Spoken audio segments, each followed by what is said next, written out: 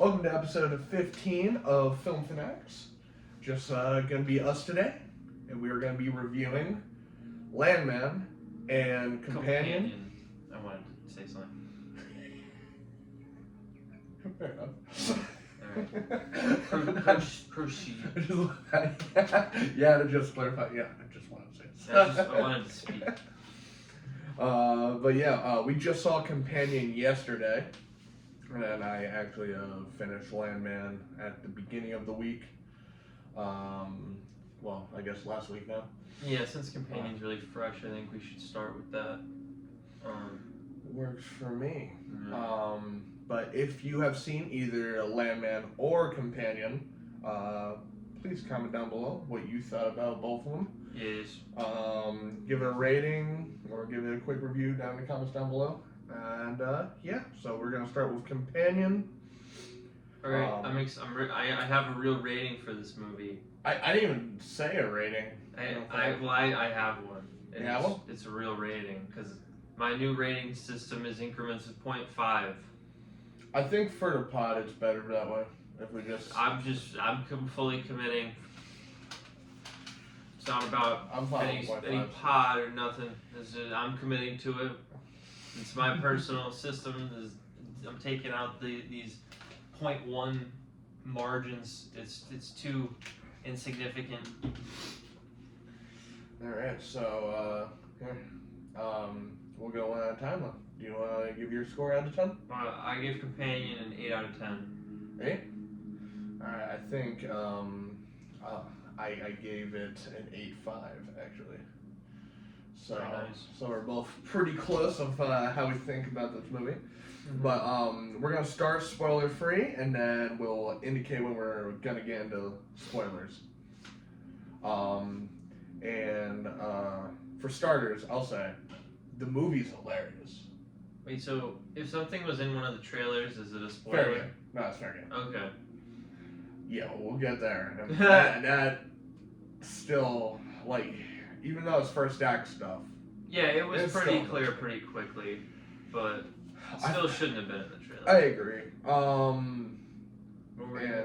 But I was gonna say the movie's hilarious.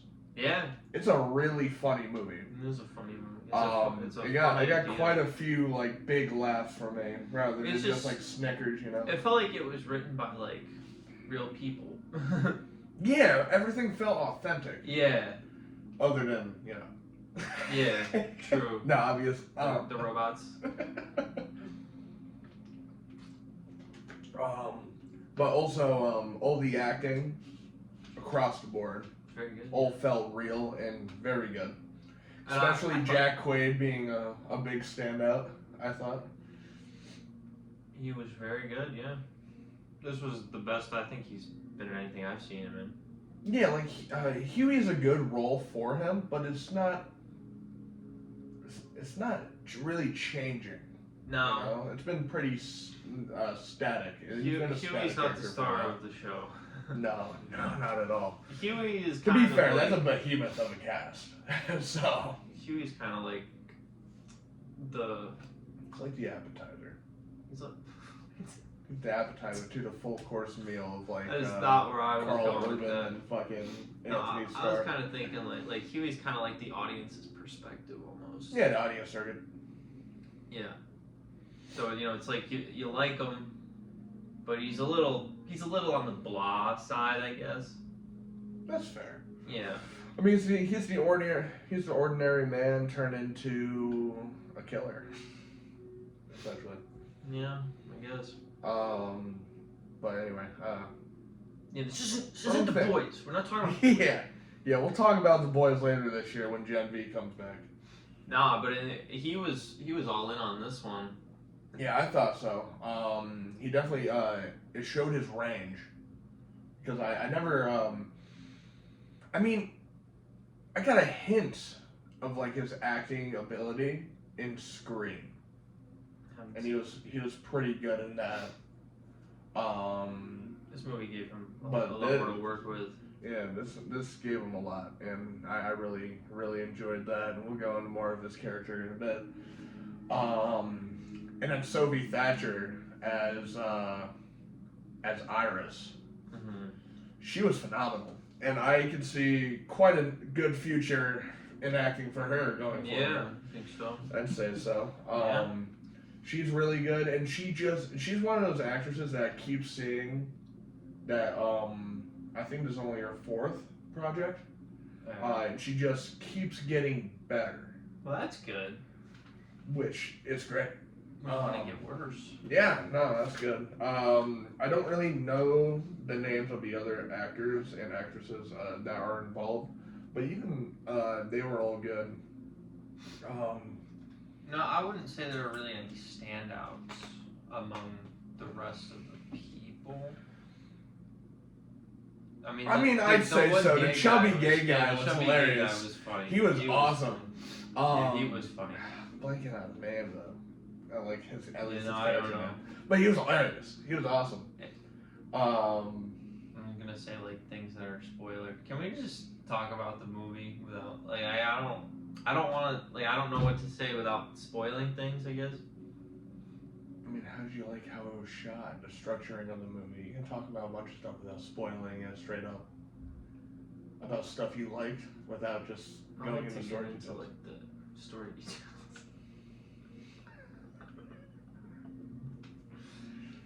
It's good to talk about the other stuff before getting deep into the story. Okay. So what other stuff did you actually like of the movie? Because like a bunch of my rating comes from like how it was framed and stuff, but a lot is dragged down from the second trailer. Wait, when you say how it's framed, like what does that mean? Like how shots are framed, how bright the movie is. The movie essentially is actually takes place in broad daylight the entire time. And that's really cool. I like that, like, if there was CGI used, which I'm sure there is a little bit, the enhanced shots. Definitely. Yeah, but like, I don't know if it was like, that was used, or they just used contact stuff to change the eye color and did multiple shots. Probably CGI. But it all looked very seamless and like unnoticeable, which is unfortunate. I have to comment on stuff like that because CGI should be only getting better, not worse. But lately, a bunch of movies have been getting worse on the CGI department. But this movie felt like it was solid. Not like CGI is getting worse. It's just the effort. It's an effort thing.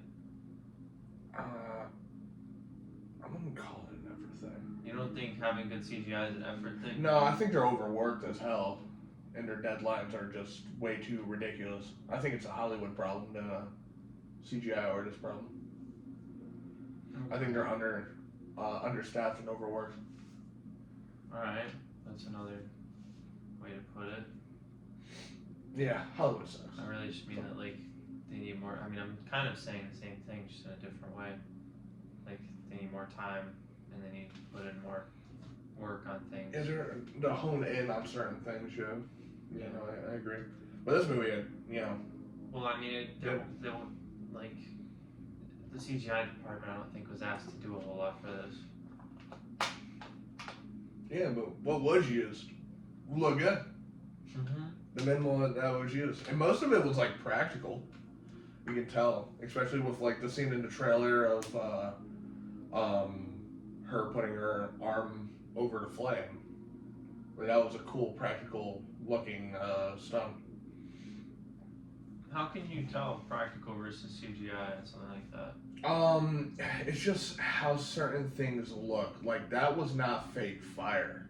How do you know?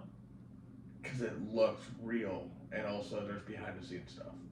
Wait, but isn't the whole point of the fake stuff that it looks real? Yeah, but it ain't gonna look like that with the CGI department going on lately. Until they like start halting on a bunch of more stuff. And also when you're doing more of a lower budget, like what was the budget? I know it was like under 100 million, which that's pretty big for movies nowadays to be under 100 million. But it's and it's what was I gonna say? The fact that it was a lower budget movie with like most of its budget going into like probably the cast instead of like Really? the effects and stuff, I would assume. You think those people got paid a lot of money for that movie? Probably a decent amount. Not like Rock levels of 50 million for Red One, but like, you know. Well, I mean, things are just expensive. Like all the property that they use, I would imagine they had to rent it all out. That was probably not cheap, and all the equipment, the things that they had to build, the things they had to destroy. Yeah, no, that's why I respect more practical stuff. Makes it more like of a tangible film. And it's felt like a tangible film, like stuff. Like what I was looking at was stuff that was happening, which that's always cool, especially since it was like marketed as like kind of a horror movie. I wouldn't call it that. I didn't know what the fuck it was, honestly. I would call it a dark comedy. Honestly, I thought it was just like dark humor comedy. I wouldn't really call it a horror movie. Yeah, I still don't really know what it is. I think dark comedy probably fits. Maybe a thriller. There's some thrilling elements. Thriller, dark comedy thriller. Yeah, I think so. But some people were calling it a horror comedy, and I'm like, I don't really. Yeah, I feel like horror horror. Horror. I mean, if the main character that you're rooting for is a robot, then how can you be like scared for their safety? You know, in that like same way. Yeah. It's like they did a good job of making you like care about Iris to an extent, but it's like, well, it's just a robot that you power off at the end of the day. True. I guess like the most horror elements would be like the things that she did. Yes. Yeah. So like obviously it's pretty, and they show like there's gore in the movie. That would be your horror element, but gore doesn't inherently mean a horror, you know. Does for something to be horror, does it require like intent? Yeah.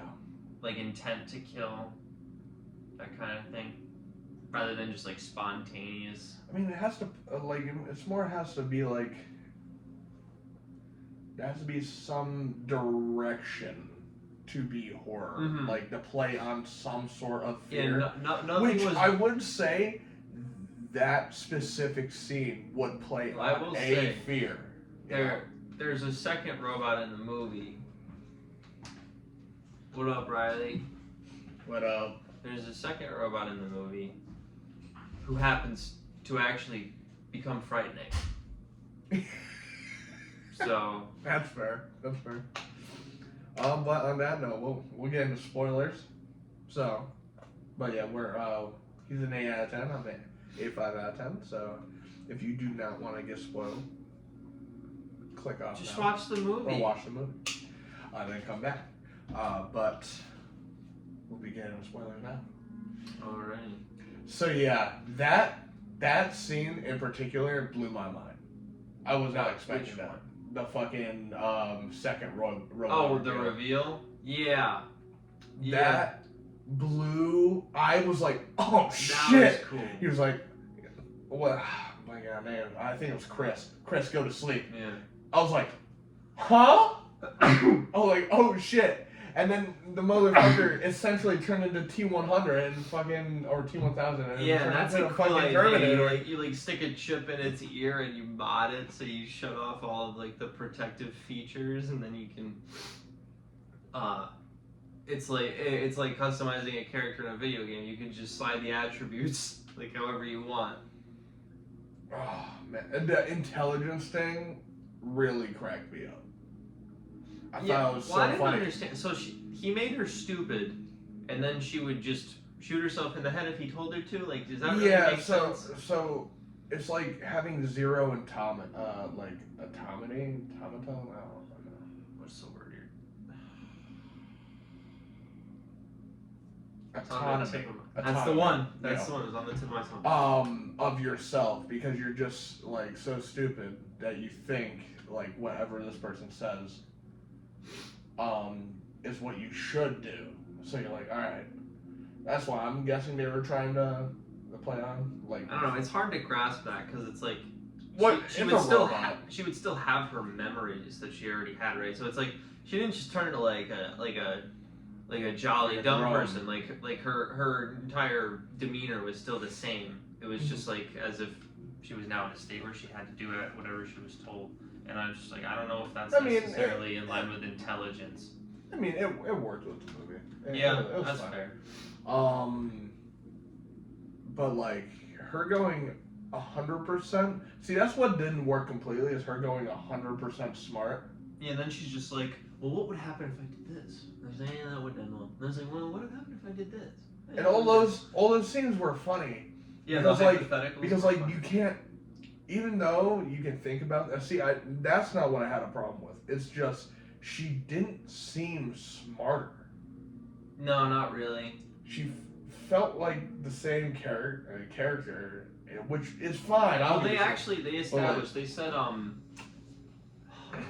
I know the guy said that like 100 is like the equivalent of like an Ivy League person.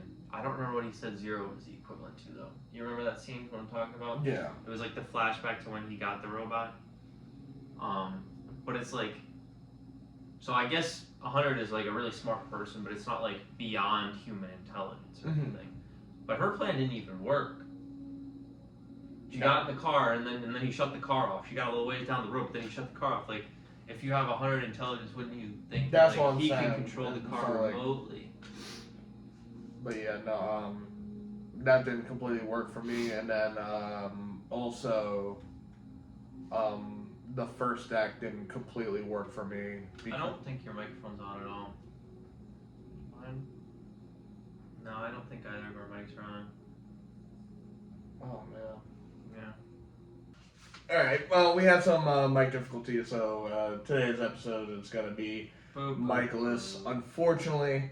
But whatever, we did like 10, 11 episodes without a mic, so just going to basics for now. I don't know One why. of the mics isn't lit up anymore. See that? One Yeah. left. That one's probably charged. Not really. Well, we're just going. Alright. We're just going. Alright. All right. So yeah. Oh, we were talking about the Terminator. Yeah. He's a scary guy. Yeah, no. And you mod those fucking bots. They're scary.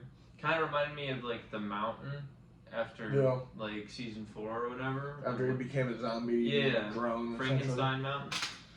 Franken Mountain. Yeah. Oh, but that part at the end where all he did was he told them to stop her, and then he's just like, okay, I'll stab her. Like, damn. That I couldn't. Yeah, that's another thing. They were just killing people. Yeah, they were offing people. It got violent. But it was like kind of tame. That was an interesting thing about the Jack Quaid character was now 2 of the mics are on. What the fuck? The Jack Quaid character, he seemed like unbothered by all the things that he caused because he had the robots do the vicious actions for him. He seemed like a weird morality to him. Yeah, it was like, I'm not the one doing it. I'm just telling someone else to do it. So I'm okay. I didn't do anything. The robot malfunctioned. You know, it's like, you know somebody's really fucked up when they actually act like their lies are real even after they're like called out on their shit. You know? And it's like, this dude is clearly full of shit, but he's like still, he almost seems like truly convinced that he's in the right, even though it's very clear that he's wrong. True. And he knows it. Which is well acted. Like that's what I'm saying about Jack Quaid being for those great. fucking guys at the end when they came to pick it up. I don't even know why he told them all that. You know, like the technician guy, he's like, oh well, her video recording stuff is all protected. We'll be able to look at all that. And then when they got out of there, he's like, that guy's fucked. It's like, if you knew he was fucked, then why would you tell him all that shit? Not necessarily, like, you wouldn't assume that somebody's just gonna kill you, but it's like, it doesn't bode well for your safety to tell them that they're fucked, essentially. Yeah, it's not ideal. Yeah, I didn't love that he did that. But what happened afterward was so good. Pretty gnarly. Some good stuff. Just Chris executing them straight up, and then leading into the trailer And scene. then Chris killed himself. That was interesting. Yeah, he somehow snapped out of his control of Josh. And then they reset him though. That was kind of bizarre because they did the thing behind the ear where they reset him, and then it was like put your face in the. I mean, he said that earlier in the movie. Yeah, but it's like if they reset him, then why would he remember the past relationship? Because it's in his memory bank. It doesn't reset your memory; it just resets the factory settings. Oh. So I assume it just like it still stores whatever they see, so you can't just do some heinous shit and then literally just reboot your robot. I would assume there's safeguards like that. That's how there's a logic leap you can do there. I mean, yeah, that's true. I guess I just wonder if they actually thought that out, if they have an explanation, or if that maybe there is one that's given in the movie that's just you gotta pick up on it. If you don't, then you're not sure. Sometimes little details you can miss, like one little piece of dialogue. Mm-hmm. You just don't connect the dots. What did you? We talked about it being a comedy. What did you think was the funniest scene? That was the hard cut to him coming in her and then fucking just going straight to bed right after. That was so funny. What you thought was so funny? That was so fucking funny. It was like a normal scene, and then it just cuts to him, and then he goes right to bed. I was like, what? I mean, the part where she was trying to talk to him, and he was just like, go to sleep. Like that. I thought that whole scene was so funny. I thought the funniest scene was when they reset Chris, and then it showed Huey in the costume. I thought that was so funny. It's like you relive this scene again, but it's Jack Quaid in place of the fat little gay guy, and then they're dancing and shit. It was funny. No, that was pretty good. That was really funny. Oh no, it was just well made. All of those little fake scenes within the movie were they were all great. They were all quick and funny. Yeah, no, it was just and it was dry funny. It wasn't just them trying to be telling a punchline joke. It was no. It was they just show you something. No, it was they're just doing shit and it's funny. Yeah, it was good dry humor. It was kind of some episodes of The Office type of humor where it's just situational humor. Yeah, sure. At least the episodes I've watched. I haven't watched the entirety of The Office, so. But yeah, no, it was very funny, very good time. Definitely the best movie so far of the year. How many have you seen? It would just be 3. So good. What's the other one that I've seen? Wolfman. Oh, right. Yeah, this was definitely better than Wolfman. Yeah, this was better. I think Wolfman. It was a more fun story. Wolfman's probably a 6. What did I give Wolfman? Did I give it a 6.5? I think 6.5. Wolfman for me, it used to be an 8, but now I'm I've been stewing on it. It's a 7 for me. Yeah, I'm thinking 6 now. Maybe even 5.5. I don't know. It definitely wasn't It wasn't special, but it was good. This was way better. This was awesome. This was a great movie. I don't see this rating going down. No, if I watch it again, could possibly go up to an 8.5. I think an 8 is where I'm at though. No. How about that the Russian guy? Sergio. Yeah. Sergio. That was the one thing that was kind of bizarre. Was that was also really funny. He was he was ominous the whole time that he was alive, and then they revealed at the end that he was he did sodding or something. Yeah, like grass. He sold grass. Literal, not weed, literal grass. And he has 12 million just sitting in a vault. Oh man, dude, imagine. It'd be nice.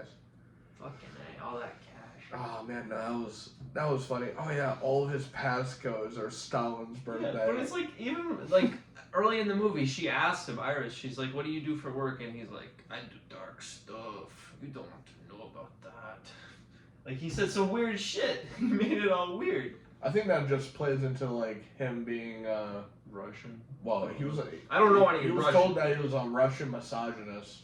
So, True. Yeah, he's that's a him being bad like, boyfriend. We're gonna kill him because he's rich and he's a bad boyfriend. Well, no, that's not why. It's just like she didn't tell him that he wasn't like a mobster. Yeah. He was acting all sus. Like he gives off those fucking mobster. And he's like, "Are you fucking sure. serious? He's just a sodding."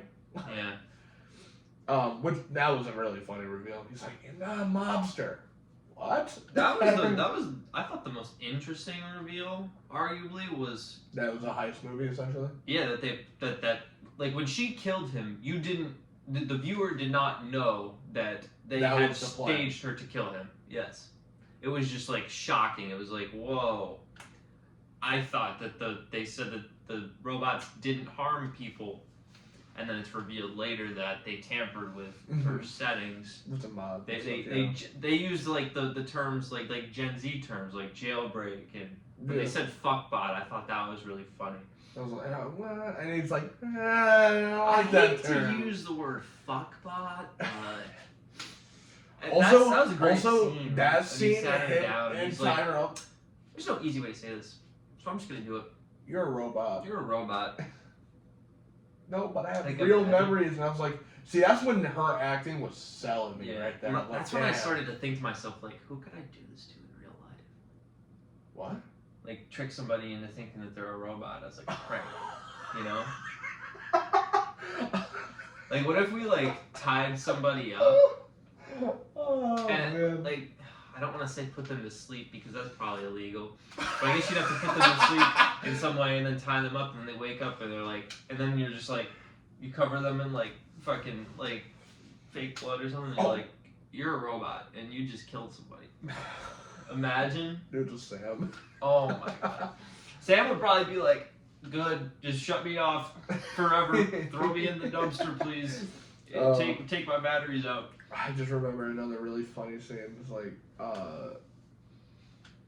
her actually like looking groggy and waking up and goes, and Quaid's character Josh is like, "You really took the Xanax?" I'm like, "Yeah, you offered to get Xanax? Are you kidding me? I'm gonna take the Xanax." Yeah. No, I'm like, that's funny. I thought it was also clever. Obviously we knew she was a robot from the trailer, but it's like he asks her, he's like, "What's the weather?" And then she just like spits it out like really robotically. Like very serious. Yeah.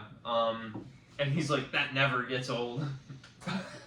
See, and that's why. It's just like it was clever. The way that they kind of hinted at her being a robot was clever, but they revealed it in the trailer. So it's like there is no. She kind of. I think she's a robot. It's just like, well, we already know. So why the fuck did you do that? Who made the movie? Whoever you are, why did you do that?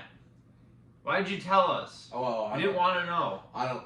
See, here's the thing. It's a lot of directors don't really have the power over their trailer. It's mostly the studio. Okay, well, I said whoever made it. That could mean studio. That could mean director. So I think it's Lionsgate that was the issue. Well, with the trailer. Lionsgate, fuck you. Your trailers suck. I mean, the first one wasn't. The first trailer was really good. It was awesome. The second trailer sucked. It built intrigue fuck and you, had so Lionsgate. many questions of like what the fuck is going on.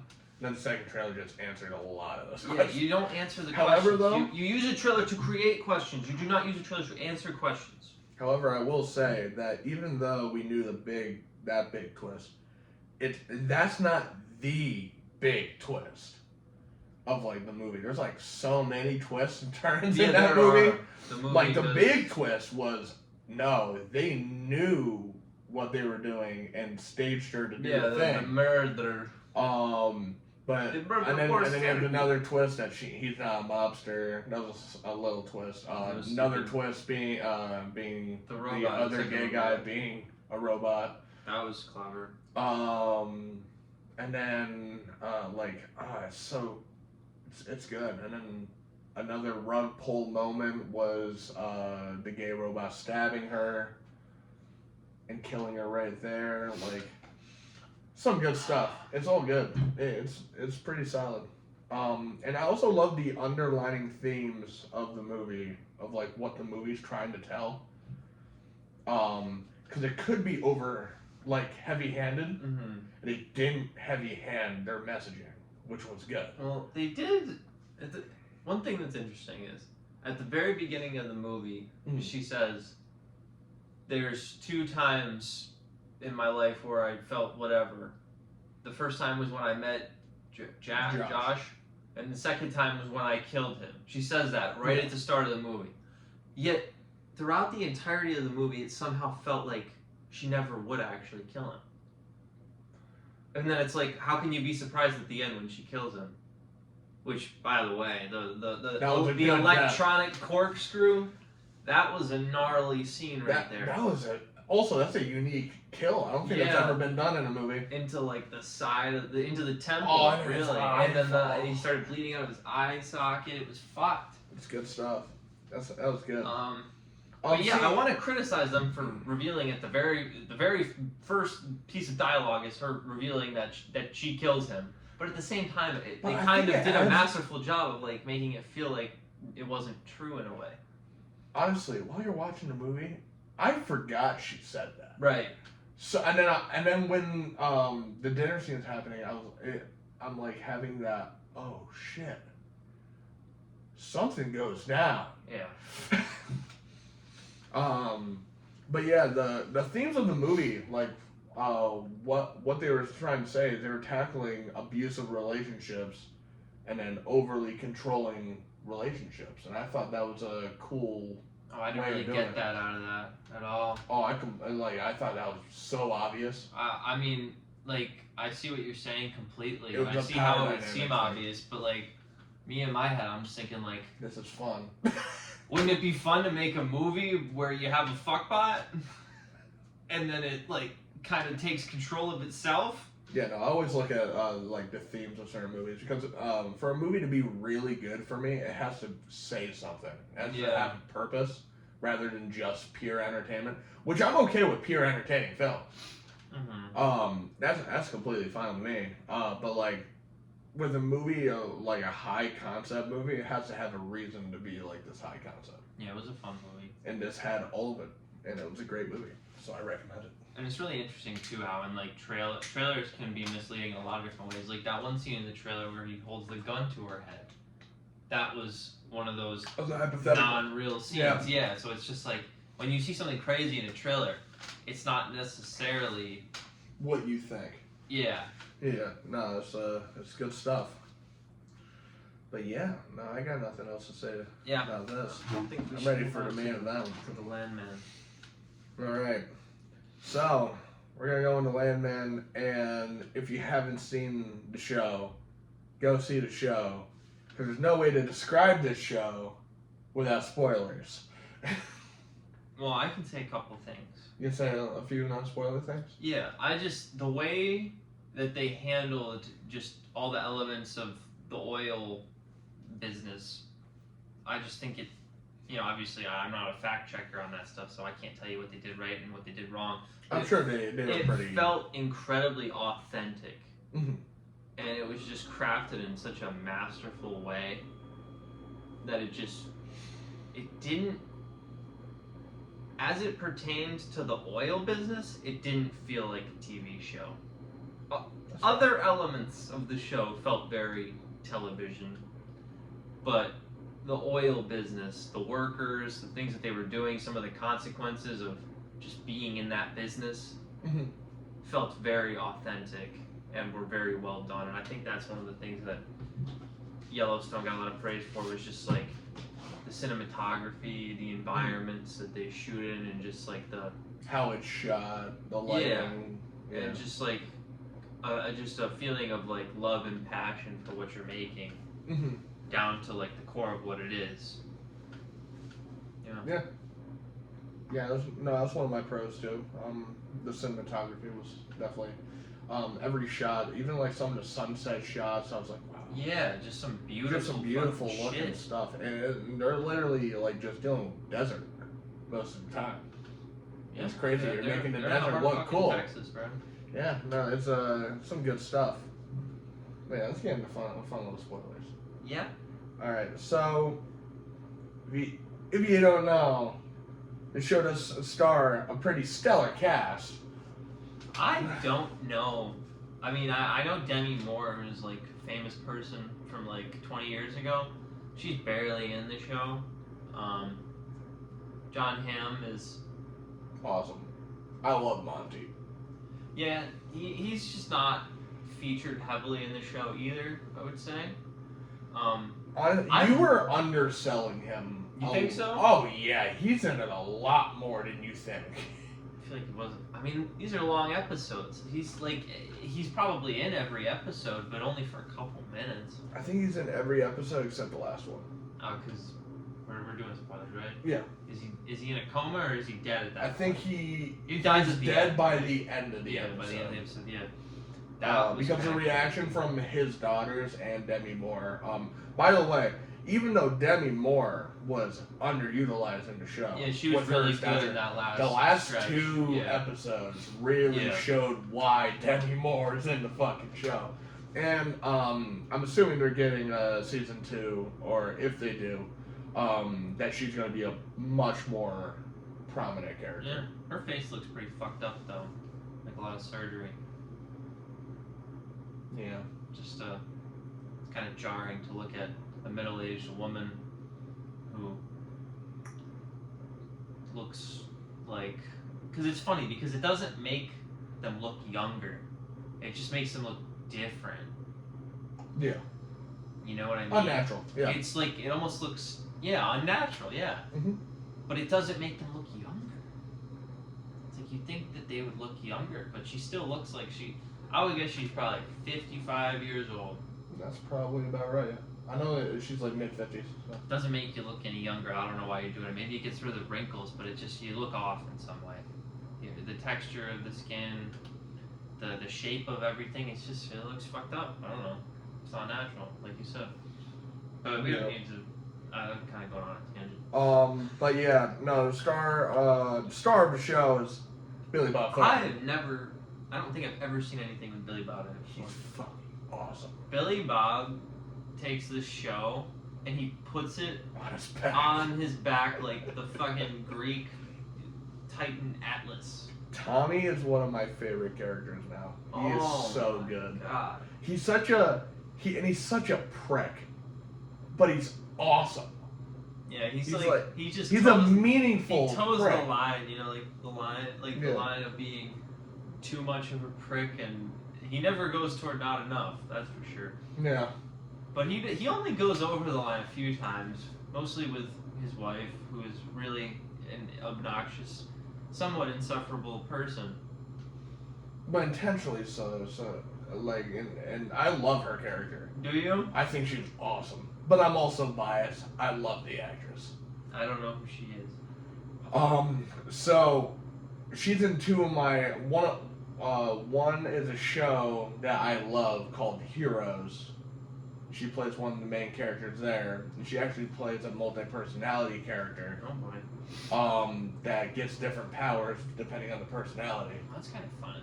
It's very cool. And then she also stars in one of my favorite horror franchises, Final Destination. She stars in the first 2. So I grew up watching her, and now, like, when she showed up, I'm like, she looks so familiar. And then she actually showed up in the show. I'm like, holy shit. Yeah. I'm like, okay, this is a completely different character than I'm used to seeing you play. Right. And it was fun. I like that we got to see, like, kind of, she walks a weird line where she, like, goes on, like, too far left, too far right. Yeah, she's a bizarre character. Where I liked her times, at other times I was annoyed by her.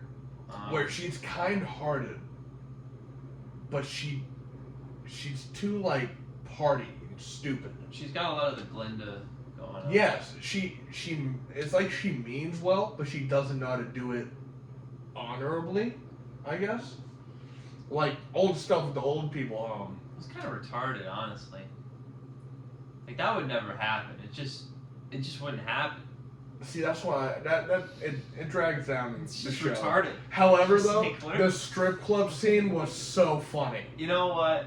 That was essentially like the payoff for that entire. And that made it worth it. It was so funny. It kind of did. It was so good. That was really funny. I like that guy. Ainsley's boyfriend. Yeah, the guy that came in toward the end. The guy at the beginning was an asshole, but the guy toward the end, he had some charisma. I liked him. Yeah, no, he was funny, and I like. So the last 3 episodes really made me like Ainsley more. Really? It was a full circle moment of I just want to wake up in the man's arms. I want that boyfriend experience. I never do. I just leave usually. Well, no, I think she was upset because nobody ever really cared about her. It was just like yeah, no, but that was her big thing. Is I want to sleep in someone's arms. I wanted that like together. Right, that was and just then like her last like of, real scene. A guy who cares about her for more than just her face and her body. Yeah, and her last real scene was her like sleeping in his arms and going to bed, and then you get the crazy fucking mobster shit. Yeah, I don't know how I feel about that. Honestly, I don't even know if any of that shit needs to be in the show. And it's like it gives Billy Bob some cool shit to do and some cool scenes, but really badass moments. He took that nail like a champ. You know, the way that they bashed his face when he had the bag over his head, I don't know how the hell his jaw was intact at all when they pulled that bag off his face. Although he did have an old time scene right there. He's like, I'd offer you a cigarette, but you know. He goes, I don't give a fuck. Give me that cigarette. Give me that cigarette. It was so funny. I was like, yeah. That was kind of weird how that guy came out too. Andy Garcia, I think his name, right?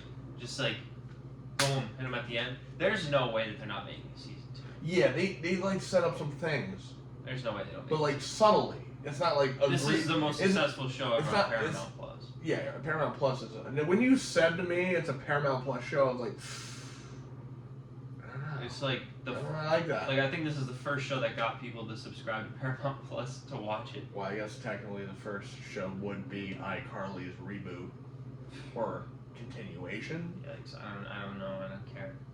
I like iCarly too. Yeah, I gave that show a shot. Nobody, I was like, this is piss. Nobody asked for that. Nobody wanted it. Sam didn't even come back for it. Apparently, Sam is going on like her own like journey.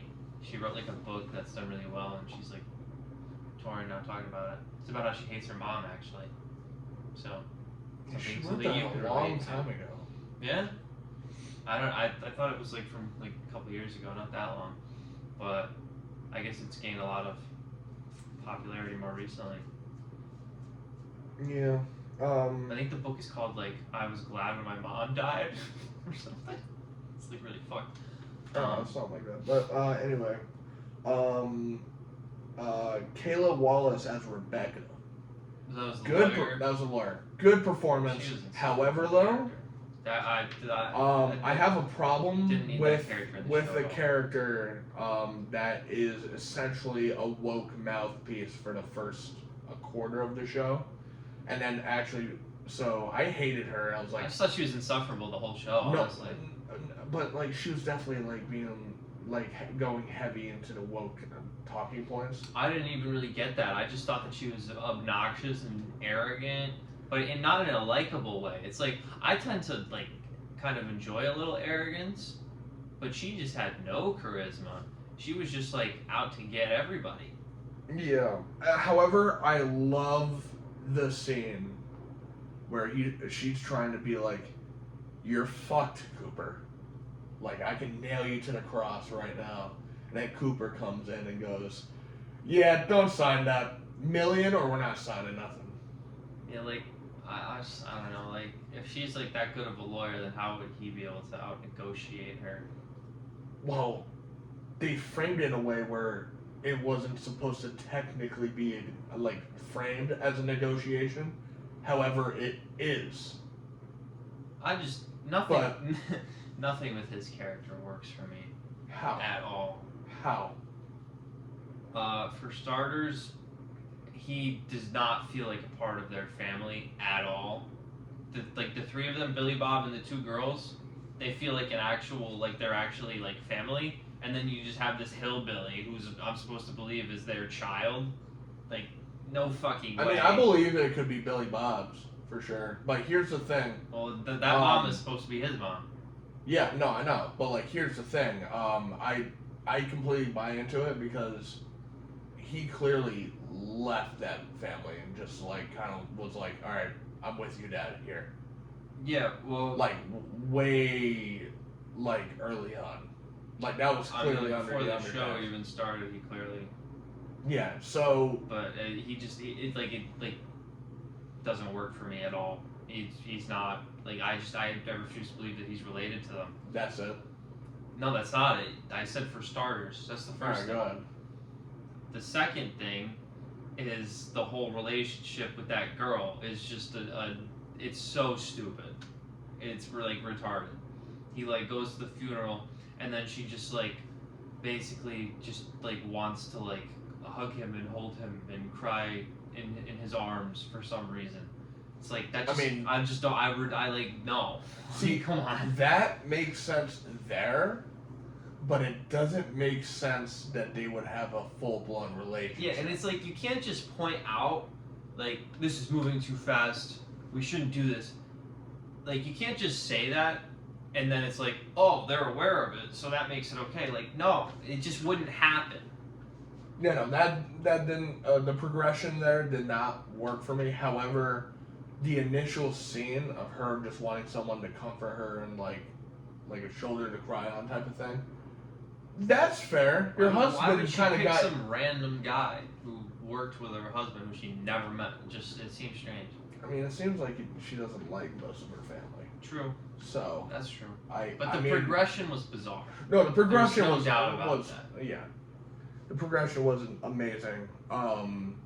However, I like his story going forward of starting his own oil business and stuff, and he's actually getting the ball rolling there. And him being. Yeah, but he said at the beginning, he's like, I wanted to work for you, Dad, so that I could learn the ins and outs of this business. He made it 2 fucking days, and now he's working on his own, and we're supposed to believe he's going to be some kind of oilman. And the way that the show's going to go, he probably will. Not that means that that's how it should be, and that it makes sense. He worked for his dad for 2 fucking days. It doesn't make any sense. And now he's just like, knows all the terminology and all this shit, and he's on his own. It's like, I guess we have to assume that he's using her money from the settlement to pay for this shit. Because he's making deals with people, but he doesn't, unless he has his own money somehow.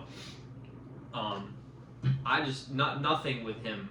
I think that he specifically is the biggest flaw in the whole show. I just don't think anything that revolves around that character works at all. None of it makes any sense. I disagree. Why? Like I said, I like his direction going forward. I like how they started his storyline. That was a fucking big rug pull. Him going to get the pipe wrench and then his entire crew blowing up and incinerating like that. Yeah, that was crazy. That was awesome. But you don't think that him having 2 days of work experience and then starting his own business, you don't think that doesn't make any sense at all? I hope I need a second season to really have an opinion on that, because sure, you can start a business thinking you know all your knowledge. If he succeeds in the second season, then I'm gonna have problems with it. If he fails, then I'll have no problem with it. Okay. Right now, we don't have anything to go. And you don't think that the relationship with the girl is a glaring flaw in the show? I think their pacing of the relationship is a glaring flaw. However, I don't know how grief works like that, and then going into like something head on like that. I can't say if that would be a real thing or not. I don't have that experience. Okay. So, and also, I like their relationship, mostly because I like the Ariana character. I think she is a great character. I think she's a better character than he is, but just I think her whole existence in the show doesn't really make a lot of sense. But yeah, no, I don't really, like, I'm very mixed on him. But I don't think he's a bad character. I don't think he has bad storylines. I don't think he's a bad character. I think his character's existence makes no sense. I don't understand any of the plot lines around his character. I don't buy into him being related to the others. I feel like I think his show, character would have worked a lot better if the lawyer went more into him. Yeah, he's like some kind of negotiator, and he somehow knows all this shit about oil after 2 days. that he can like know all this terminology no. like negotiate so deals he went with to people. college for that specifically. So I thought they said he was like engineering or something. Yeah, so he knows all the terms and stuff, and then dropped out to work hands on. Well, did they say it was oil engineering specifically? I don't remember. So they say it early on, but like the terminology thing that you keep going back to. I think that can be completely weighed by engineering terms. I don't know. However, though, him knowing how to make a rig straight up, yeah, that's a bit unbelievable. Yeah. Sure, you know how to make certain parts of a rig, but I don't know if he has help from the people that he's contracting right now and getting to sign the deals, then sure. I just feel like most things in the show feel like they could actually happen. And the only things that don't feel like they could happen are the same with the nursing home and like everything with Cooper. And it's like, I can let the nursing home thing go. I can let that go. But I can't let all these different things with Cooper go. No, I won't let the nursing home thing go. That broke my immersion a bit. That's fair. But the show has otherwise amazing immersion, so it's still in the pros. What do you think of the other two characters, the lawyer and the engineer that live with Billy Bob? I like those two. I like those two. I don't like the lawyer too much in the beginning because that was a lot of my problems with the Ainsley character. It's like they used him to be the sexualization of Ainsley and like be the POV of looking at her ass. Well, then he would like look away. No, but like that's like that's like when you're in a show and you have like a 50-something-year-old looking at a 17-year-old's ass, that's fucking weird. And you're showing it in the show. I think it was just kind of like light-hearted. I don't think it was really meant to be anything. I mean, she's like the actress is 26. So I don't have to, like, sexualizing her and doing that stuff, it's not the problem. It's what they did to do it. That's the issue. That's fucking weird. Why are you doing that? Just make her 20. Make her 18, 20. Like, in that range. And it will be Why is 17 so different from 18? Because you're still a minor. No, you're not. We had this conversation. Dude, age of consent and being a minor, two different things. You can have you're at the age of consent to sex. That's fine. Isn't that like... That's not going to be like fucking statutory and shit. You're still a minor. 18, you're an adult.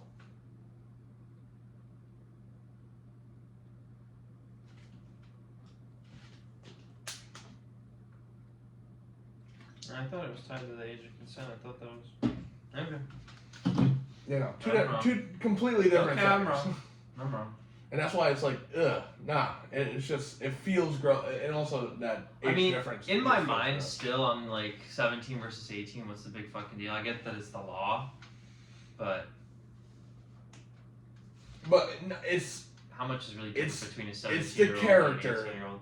It's the character that like they use to like gawk at her in the early half of the season.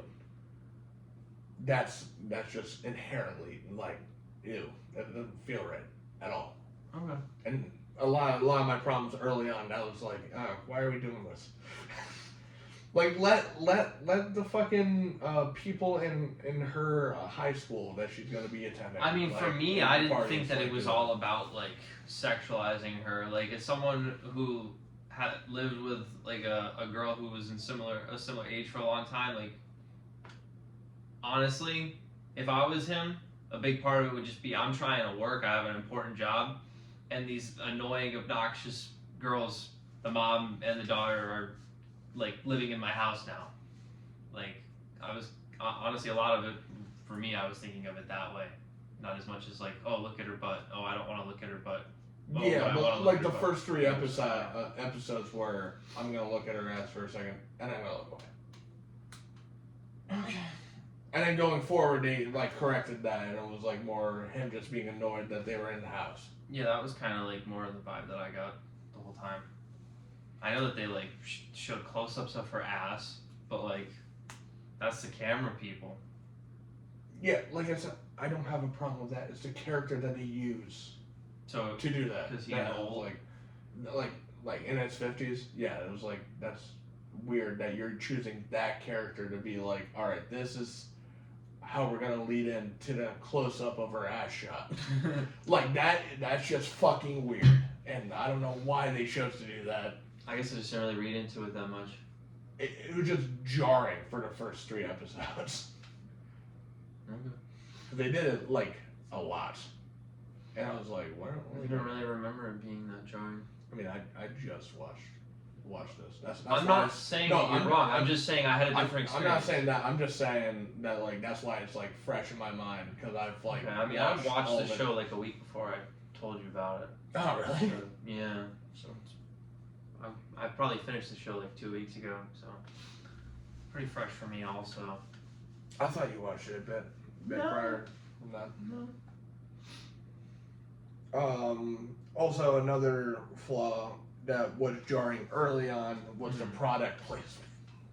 Oh yeah. That was a bit weird. Ever since Mr. Murphy's class and it was like intro to business in like 7th grade, he was like product placement. As soon as I tell you what this is, every time you see it in a movie, you're gonna think of me.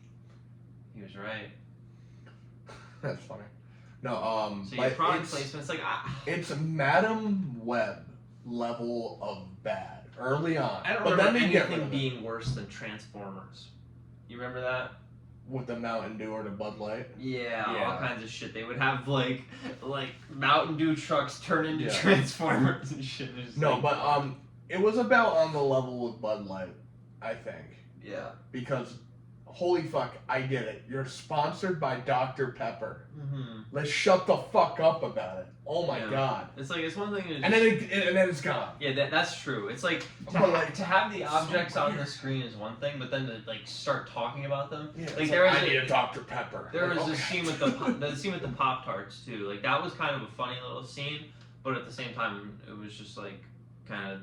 I guess it didn't feel as forced in that scene. Yeah, you remember the soggy Pop-Tarts? Yeah, that felt a little bit because more... that was funny. Yeah, rather than that worked a little better. Him being like, I just crushed my hand, or like not crushed it, but hit it really hard with a hammer and like needs like and then severs his. Even with the Michelobs, he didn't even call them Michelobs. He was just like, this is alcohol-free, whatever. I don't even know. It's like it's almost like they were digging, like doing a dig to Michelob. Yeah, well, they were definitely sponsored. Oh, for sure. But it was just it's funny. Well, I mean, actually, they were kind of like trying to appeal to. They were probably trying to appeal to guys that are Billy Bob's age. It's like, well, it basically has no alcohol, and it's basically alcohol-free beer. That was funny though when he would tell people that it was alcohol-free, even though it wasn't. It's like I'm an alcoholic. I can't have alcoholic beer. Yeah. That's so funny. Yeah. No, but the Dr. Pepper scene, that was jarring. Yeah. The stuff that let's talk about one more thing that's quite jarring. Let's talk about the cameo. That was a jarring cameo. That was really. I knew about the cameo before I saw it. Did you? Yeah. I watched a lot of sports shows and they talked about it in one of them. Is that what guided you to the show? Actually, that may have been the first mention of the show that I heard, but my parents started watching it on their own, and then I kind of just like stumbled into the room, and when they were in the middle of an episode, and I kind of just watched like the second half of the episode with them, and I was like, oh, that was really good, and then I went back and watched it. And you just watched it, yeah. But kind of like how like you were with me and Sam in Breaking Bad. Yeah. But I kind of was just like, because I knew about the cameo before I watched any of the episodes, so I was kind of like waiting for it to happen. It took a while. It's in the 9th episode, yeah. Yeah. But fucking Jerry Jones. That was a really good cameo, honestly. It was perfectly fitting for this show, and he didn't even have to act because everything that he was saying was just genuine and true to his real life. So he literally wasn't even acting. It's like some of the stuff that I saw about it, people were like praising him for his acting. And I was like, really? He was good at acting? And then I saw the scene and I was like, he didn't act at all in that scene. He didn't act at all. It worked really well. He did not act at all. So here's the thing. They actually, this is what was clever about the show. They prime you for that cameo throughout the entirety of the show. They do? There is so much mention of football throughout the entirety of the show. I mean, they live in Texas. No, but like, for Jerry Jones to actually pop up, it's like, oh, yeah. Yeah, you've been talking about football this entire time? No, I mean, he's a billionaire oil tycoon in Texas. Yeah. Guess that makes some sense. I'm like, yeah. No, they kind of, like, checks out. But, like, they warm you into it, which I thought was, like, clever. I'm like, and then when you mentioned there was a cameo, I'm like, no way to get a Cowboys guy, right? You actually thought that? Yeah, I was like, no fucking, well,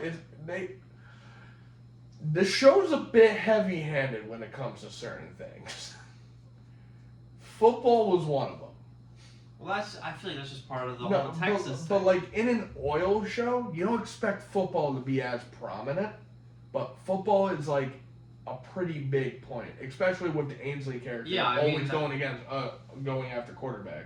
Yeah. And then they mentioned the Cowboys quite a bit throughout the show. Well, that's because they're in Texas, baby. But like in a show about oil, you don't expect it that much. I guess it wasn't jarring to me. Maybe it's because I'm a Cowboys fan. I don't know. I thought it made sense when I feel like in Texas they talk a lot about football, even if you just at a bar or something. The Ainsley stuff, she was really determined to be with the quarterback. That's true.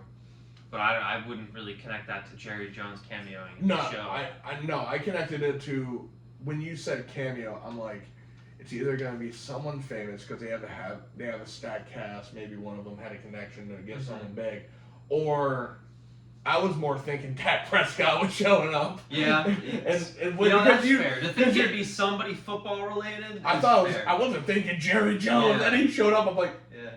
Well, they name drop him too. He talks to Demi Moore before he goes in, and she's like, Jerry's with him now. I know. I was like. You're like, who's Jerry? Who's Jerry? And they show him, I'm like, no fucking way. I'm like, really? This is what we're doing? I'm usually not happy to see Jerry Jones, but I was excited for that scene. I heard so many good things about that scene, and it really was. It was a good scene. And also, that's the last scene you get with John Hamm. Yeah, that's him alive. Yeah. And then he talks about how his kids aren't even there, and it's kind of like a nice parallel because Jerry's like talking all about how family is everything to him, and then John Hamm's like, my fucking kids aren't even here. I'm like over here dying, and my kids can't even come to the hospital. But like they do come after he's already. I was like laughing so hard during one line he said, and he gives like a speech about family and stuff. He's like doing his stuff. He's doing his speech, and he looks at him. And he looks like right into the camera. And he's smirking, and he's just like, and them Cowboys, I'm damn proud of them Cowboys. And I was fucking howling. I'm like, that is so funny. I'm like, you can't be saying that. Like, I gotta be honest. I don't think that there was any script written. I think it was I don't think Jerry, will you do this? I'll do it. What am I gonna say? Well, honestly, Jerry, could you just ad-lib for us? Honestly, tell us about this stuff. They probably gave him some point. They were like, like some directions. We need you to touch on family. Yeah, right. We need to be some advice. Maybe there was a script, but he was definitely involved in the writing process. No, I don't think there was a script. Maybe not. I don't know. I don't think there was a script at all. I think there was. I mean, it kind of sounded like he was telling a story that he had already told 1,000 times. Yeah, so. Yeah, it did. So maybe he is a good actor, and we're just like completely wrong about this thing. Well, if you tell a story 1,000 times, by the thousands you're going to be pretty good telling it. Because I think it just worked. I think the scene was perfect up until he looked into the camera and said that line. That's a little on the nose. That was so on the nose and cheesy that it was so funny. Yeah. And then looking at hindsight with the season that just happened was really funny. Man. And I was like, oh, this was probably filmed during them getting to the playoffs last year. And that's why he was like, I'm damn proud of him. He would not be saying that right now. No, he would say it right now. No, probably. It's his legacy. He's got to be proud of his legacy. That cameo was out of nowhere. Yeah, but it was fucking welcomed. And I'm not a Cowboys fan. I'm a Giants fan. So. No, I mean, if there was ever a show where it would make sense for him to appear in. Oh, I thought you were going to say, like, anyone from the Giants to appear. I'm like, I don't want anyone for vaginas to appear in a show. I don't know a thing about John Mara. I think that's his name. Yeah. I'm pretty sure. Yeah. I don't know, damn. Honestly, it's not a bad thing to know nothing about the owner. That means that he fucking keeps his mouth shut. But, yeah, there's, one more thing I wanted to touch on. And that, I love the final line. Which was? Him going outside and seeing a coyote again, right in distance, past the fence a little bit. Mm-hmm. And the other one, and he also showed earlier on The girl with the shot. Yeah. And the last line is, "You better run, buddy. They kill coyotes around here." And I think that's a perfect line to end the show. Because it's like... Is he the coyote? No, he's saying that here is the oil company, and then everyone who works in it, they die.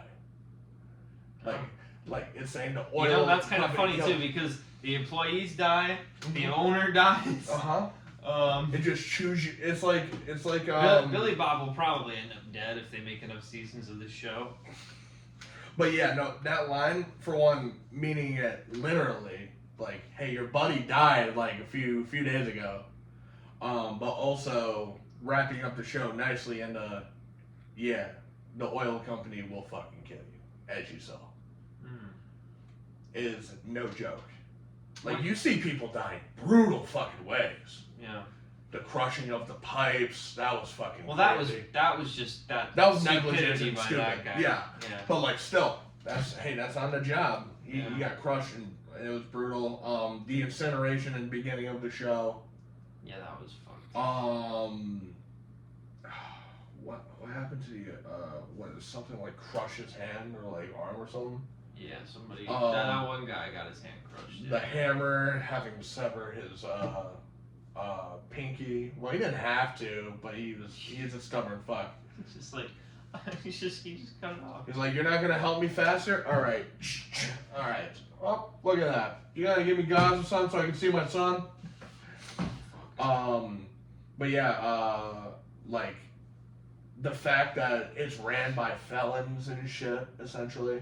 People who can't get any work, so obviously they'll do the highest paying, most risky job there is. Right, and they get paid well. But yeah, but like you're signing up for that risk. Yeah, no, and then obviously John Hamm, Monty, rip you, buddy. You the stress of the oil company killed him. It literally, the stress killed him. That was crazy too. It's like. He started freaking out because the settlement was gonna be like $3 million. Yeah, I was like, where are we going? With like, because he's still freaking out. He's like filthy fucking rich, billions, and he's worried about $3 million to the point where he has a heart attack. That's wild. Well, they also explained that the oil company is so volatile, right? That you could have true, millions one day. It's like when you own something, it's not liquid, it's not cash. Mm-hmm. So its value can fluctuate. So one day you can have $1 billion, the next day you can have $2 billion, the next day you can have $250 million. Yeah, so I understand his stress straight up. Well, because the show, honestly, the show shows it very well. If you're that stressed out, you should just fucking sell. Yeah, you just sell. Just fucking sell to Exxon. What are you doing here? Even if you lose a good portion of it, you walk out of there with $100 million. Still $100 million. I think you're all right. You're still a millionaire. No, but and also you have a club, brother. You're good. You have a different income. Yeah. No, but yeah, I think that line is perfect and wraps up the story very nicely. A nice little bow on top. Yeah. But yeah, I also will agree with your point earlier that I don't completely buy into the subplot of the cartel. Yeah. I don't completely buy into it. I think that is too Hollywood. Yeah. Yep. I agree. Which it's like shoving extra shit in my mouth. It's like my mouth is full and I'm trying to shove more food into it. Don't get me wrong. You know my analogy? You feel me? Yeah, yeah. It's like overstuffed. That's fair too. Like, don't get me wrong. was I entertained still from those scenes? Right. For sure. I Those think the scenes acting was gave really Billy good. Bob some fun shit to do. Yeah, and that guy was a fucking and it psycho added fuck. to and with it the added to ponytail. his plate. Yeah. Which had to go on the food analogy. But it added to Billy Bob's or Tommy's plate. Right. Which is just like always full, and he has so much shit he needs to do, stress going on, and then he has to contact the military, just scare them away, and then that's a whole. See that because that scene I thought was completely fine if they left to add that, and then they didn't do the finale shit. Finale shit, it became like alright. It became kind of cartoonish. I wouldn't call it cartoonish, but I would call it like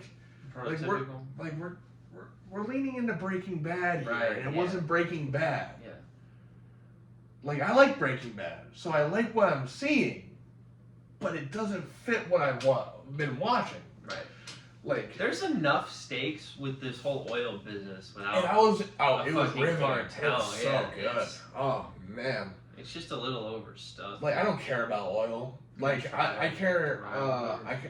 I'm knowledgeable with the basics of like how it works and then how gas prices work.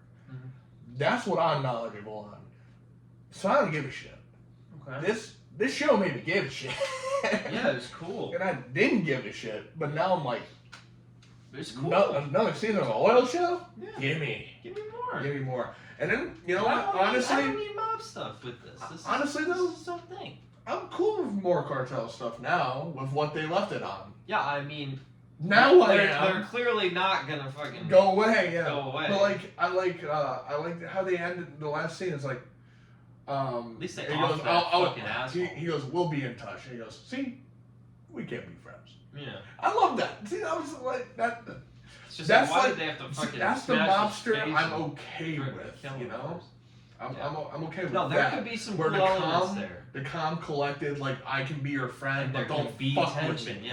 Yes, and I'm sure yeah, there will be. And then he's also like, I could be your friend, but don't fuck with us either. Yeah, and but then it's there's like this guy who's just like a total fucking psycho. He's like a Tuco. Exactly.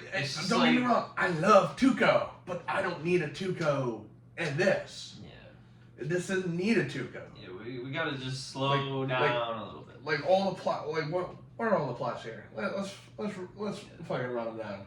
We got the beginning explosion that incinerates the crew that kicks off Cooper's storyline, and you got Cooper's storyline. You have the whole. Well, each character has like 3 different. I know. You have Billy Bob has like twice that many. All of them. Yeah, you have Tommy dealing with running the oil company, dealing with a lawyer, trying to repair his marriage with his wife, trying to make sure his relationship with his daughter grows and he gets to know his daughter more. Trying to be there, make sure his son doesn't fucking like get himself killed. There's a lot. Dealing with the mob. Yeah, it's just like pause right there. That's just what doesn't belong. Let's just play what doesn't belong. The mob. The mob. Like, just a little overstuffed. Even the I love the wife's storyline. That's what I was gonna say. Even the wife has her own like plot line with like her own like billionaire husband. Angela. Yeah. I like that little small storyline of the ex. That was a fun scene. And then she gets the car. Yeah. Yeah. She only wanted the car. I want my Bentley. See, that's another thing. That's another product placement moment. Yeah. She just kept mentioning. I was like, all right, we can stop mentioning the Bentley. Yeah, that's true. But like honestly, it fits her character of greed and money, and but like I loved her progression. How about when she changed like the entire house, like all the stuff with the husband's fucking car? And he was just like, "Oh, just wave it off." Yeah, he just let it go. Also, she has 100,000 just in her account. And he was like, "Yeah, it's a gift." Oh, must be nice. Yeah, I know, right? But like, I love her storyline. It's a subtle one. Which one? Of the mom, Angela. Like no, but like what's the subtle one? Where are you going? Of her, like having to come to terms with unpredictability, stuff not being perfect. Right, where she's like trying to make these exotic dinners and then shit. it all And then he's like, culminated- I just want to come home and eat. And you can have your fun performance if you want, but don't ask me to be part of it. Yeah, and it all culminated in that scene, and it was so good. Yeah. That was such a great scene. And that what made it click for me that, oh, I love her character. I don't know if I would say I love her character. I was always on the fence, and then I was like, this culmination here, it's making me, it's a full circle, like, good shit. And then they all came back with her seeing him absolutely disheveled and busted up on the couch and being like, don't lie to me. And he's like, there's stuff I just can't tell you. He goes, you know what? I'm going to go make you some pancakes. Yeah. And a breakdown, like all that. It's good stuff. And they don't leave you on a happy note. It's not a cliffhanger either, though, which No. I appreciate. I hate it when it's just like, well, gotta wait 2 years before I can watch anymore. I mean, there's enough of a cliffhanger. I mean, there's an interest for more, but there's not like a... It's not like a... It's not like fucking... Like, one of the Game of Thrones seasons has it really bad. I think they kill Jon Snow at the end of... That was 5. Yeah, they kill him at the... Like, that's how the season ends. It's like, the last scene is like... The last shot is him dead in the snow, and it's like... I watched Game of Thrones after that had all already come out, so it didn't really affect me, but it's like... That's fucking... That's cruel. It didn't affect me either. Yeah, but that's fucking cruel. If you're watching a show as it comes out, and they leave you on a cliffhanger like that at the end of a season, that's fucking cruel. And this show will probably do that if they have like 3 or 4 seasons. They'll probably end up eventually with like a brutal cliffhanger, and it's like, fuck. But yeah, no, where it ends here, it allows for more. Yeah. But if it was a limited series, and it was just a oneer, I'd be okay. I'd be fine I'd be with a that. little disappointed. I'd be fine with it because it was a good time. Yeah. And I'm okay with a I good just time. want more. I do too, but like, if there I wasn't, want more Billy Bob. okay, there's gotta be another. Let's Yeah, be real here. yeah, there should. Paramount's not gonna let this one go. Like, What about Yellowstone went on for a few seasons. It's not like... Yellowstone, that went on for a while. I think. Yeah. Probably like 7 or 8 seasons. I Yeah, think. they'll keep this running. Score out of 10. 7.5. I'm 8.5. Give it a 7.5. There was a bunch of stuff that really dragged it down, especially early on with product placement. That aggravates me a lot more when you make it egregious. Mm-hmm. Show made it very egregious. I was never sold on the lawyer character. They fluctuated. Which one? The woman lawyer? Yeah, no, I love the dude. No, he was Um, fine. I like. Also. Yeah, no, I was never sold on her either. It's just like she was so arrogant, but then she like couldn't even negotiate with people that couldn't speak English to get them to sell for money. And then the mob stuff wasn't Yeah, selling that. yeah, no. It was, So like all this stuff, it just culminated to like, all right, some stuff annoys me. yeah, maybe it's close. Maybe 8, not 8.5. Yeah. Yeah, so I'd give it a 7.5. Because I was pretty because it's critical still too. good. I think 7.5. I mean, I thought you were more critical than I was. Yeah, probably. Because you were very critical of Cooper. I was Oh only yeah, no, honestly. the most critical I was just about the first 3 episodes of being See, it's too like weird about sexual like if we nature. start if everything starts at a 10 and then you just subtract from a 10 based on what you didn't like everything that I didn't like is essentially just Cooper. Well, in that case, yeah, 8 makes sense. I mean, like I kind of like appreciate how his character is like kind-hearted, I guess, but I don't know, just feels kind of. I need another season to really Unrealistic. like have that unrealistic opinion or realistic opinion. All right. Because I'm not there yet, but I can I'm be. sure there. Sure am. I am there. But yeah, that's gonna be our review on Landman. Yeah. Yeah, if you liked the video, Recommend. please leave a like, subscribe. We'd love to get to 50 subs by the first quarter. So when is that? What is first quarter? By like April, I think. Like beginning of April? Yeah. It's February. Early February. Yeah, we only need 25 more subs. I think that can happen. I'm 15. Yo, math is shitty. Yeah, so there's shit. Well, yeah, we'll see you in the next one. Hopefully with working mics. Yeah, gotta figure that shit out. Yeah. Bye-bye. Bye. Can you Click the button. Okay.